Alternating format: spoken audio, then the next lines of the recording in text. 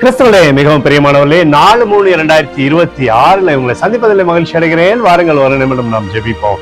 அன்பு தகப்பன், இன்றைக்கு என்னுடைய பாதுகாப்புக்காய் ஜெபிக்கும்படி என் தேவனுடைய சமூகத்தில் வருகிறேன். என் தேவனுடைய நிறைவானது என்னுடைய வாழ்க்கையில் இருந்து அற்புதத்தை செய்யும்படி நீர் செய்தபடி ஜெபிக்கிறேன். எல்லா பல்லாப்ப நாசமோச விலைக்கு நீங்க பாதுகாத்துக் கொள்ளுங்க. என் தேவனுடைய பாதுகாப்பின் அரணுக்குள்ளா எப்போதும் இவர் இருக்கும்படி செய்யுங்கப்பா.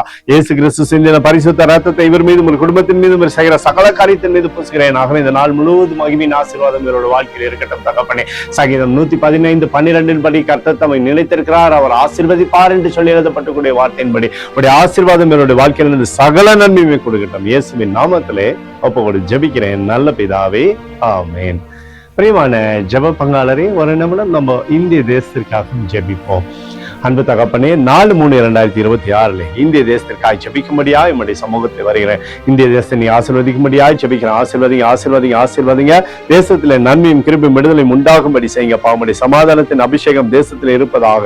எங்களுக்காக அடித்து நொறுக்கப்பட்டிருக்கூடிய இயேசு கிறிஸ்துவும் அவர் சிந்தின விலையேறப்பட்ட ரத்தத்தை வைத்து ஒப்பு கொடுக்கிறேன். அத்தோடு இந்திய தேசத்தில் எழுப்புதலை தரும்படியாய் ஜெபிக்கிறேன். எழுப்புதலை தருவீராக.